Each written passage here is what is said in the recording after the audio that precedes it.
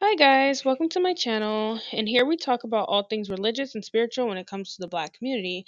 And today I'm going to be uncovering yet another lie told within the Black Hebrew Israelite community. I think I'm going to make this into a mini series and then just put it all underneath the playlist so it's all accessible to everybody. If you haven't already, check out my last video where I debunk a common lie told within Afrocentric groups regarding King James being Black. This isn't just a lie that's told within the Black Hebrew Israelite community. A lot of Afrocentric groups tell this lie.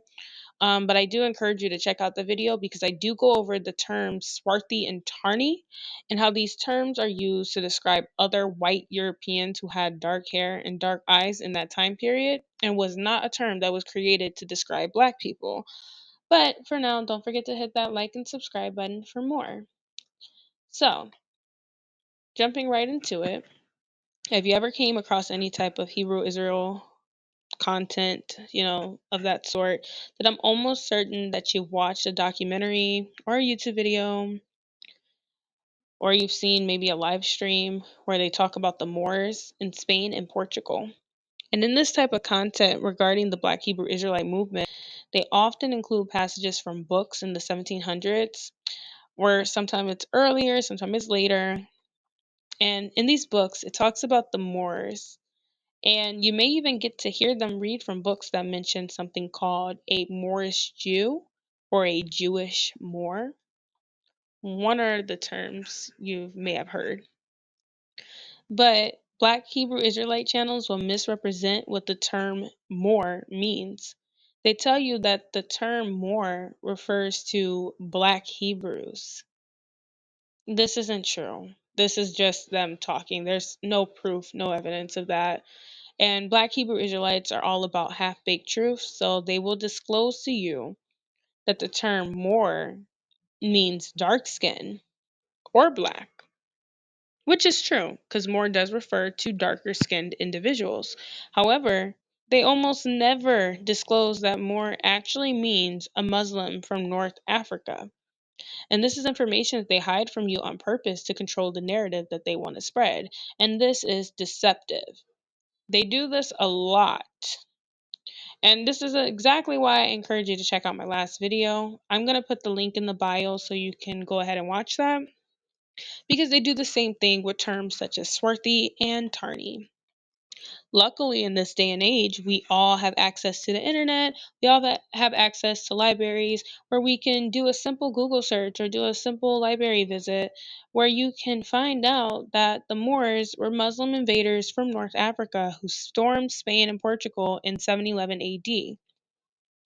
So, around the 1700s, or maybe earlier or later, we have these books where it's Europeans referring to the Moors as Black Jews or Moorish Jew or etc.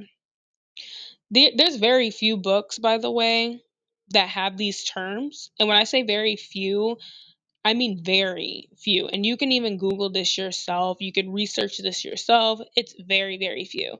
So keep that in mind. Well, going back to that, Europeans may or may not have had a hard time distinguishing the difference between a Jew and a Muslim, and almost always they would get the term confused. In this time period, Christianity was the dominating religion of Europe, so any other Abrahamic belief was considered Judaism to them, especially because Judaism is the oldest Abrahamic religion as it dates back to 2000 BCE and Christianity dates back to the 1st century CE, and Islam is the newest out of the two Abrahamic religions, only dating back to the 7th century CE. Islam was just now being known to Europe when the Moors came, so it's possible that at that time the Europeans only thought that Christianity and Judaism existed at that point. So it is documented evidence that the Europeans were referred to darker skinned individuals as Moors. The Moors were Muslim who came from North Africa. However, anybody else that had dark skin was automatically considered a Moor to them as they just assumed that they also came from North Africa and they were Muslim. So it's very possible that when Europeans saw these Moors, that they just assumed they were Jewish because they were different from the Christian population. Maybe after confirming that these Moors were not Christian but believed in the God of Abraham, then they were then called a Jewish Moor.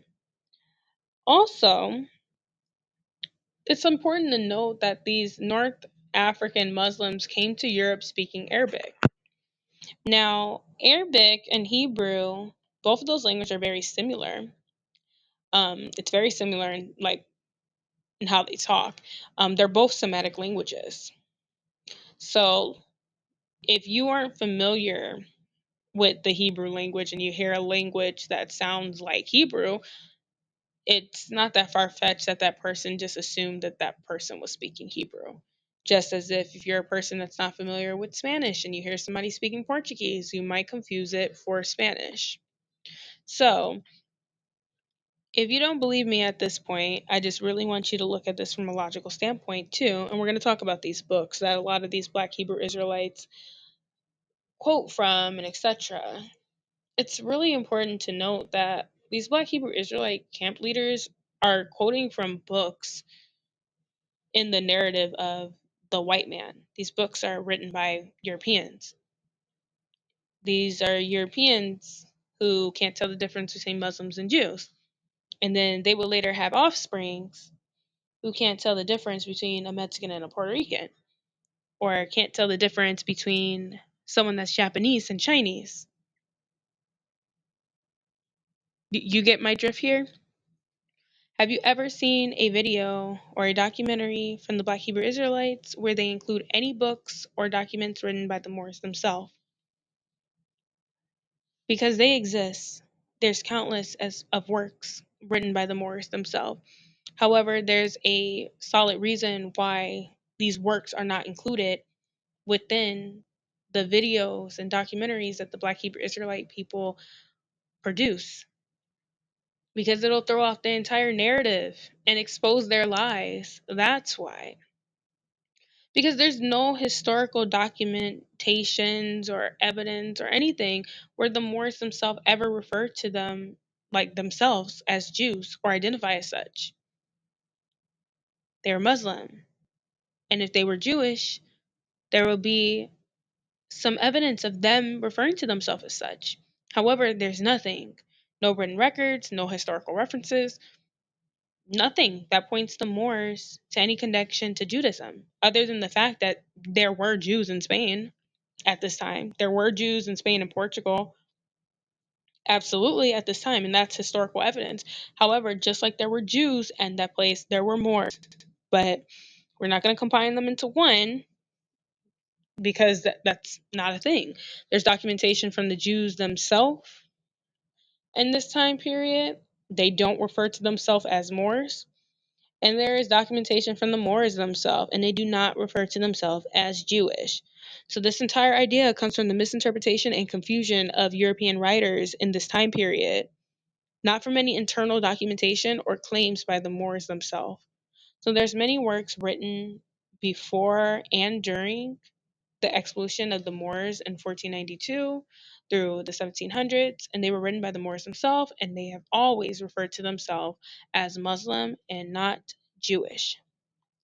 So I'm going to put up a few of the works written by the Muslims on the screen, and you please do your due diligence and do some research. And I highly encourage you that, if you are still a really big follower of the Hebrew Israelite movement, anything that you watch, do your research. Don't just take what they say, as 100%, because if you continue to watch my videos, you will soon see that there's a pattern within the Black Hebrew Israelite movement where they teach their following certain things. They might give you like 3% of the truth, or sometimes they'll even give you, I'll do them better. Sometimes they'll give you a solid 20% of the truth, but then the 80% is something that they hid from you because it throws off their narrative. And that's why we all need to do our research, because if we're going to bring the Bible into this, the Bible itself says to study to show yourself approved. So we're not just going to take the word of man, right? We're going to do our own research as well. Also, it's very crazy because the Black Hebrew Israelites, they hate white people. They hate them so much, but a lot of what they teach and what they spread, it relies on the work the white man to try to prove their point.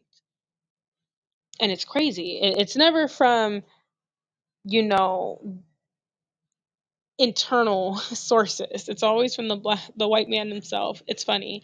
But this just about wraps up the video, as I debunked another popular claim made by the Black Hebrew Israelite group.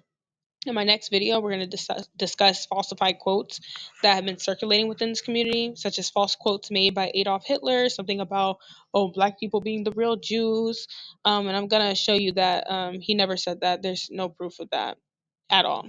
And another quote, false quote, by the way, made by the Israel's prime minister, talking about how the Jews, they left black and came back white. For both of these quotes, quote unquote, there's no documented evidence of these being said. There's no video evidence of these being said. And the only source that you can find of this ever being said is from Afrocentric groups themselves, most notably the Black Hebrew Israelite community. Surprise, surprise. Okay, so until next time, you guys, don't forget to like and subscribe, and I will catch you in the next video. Bye.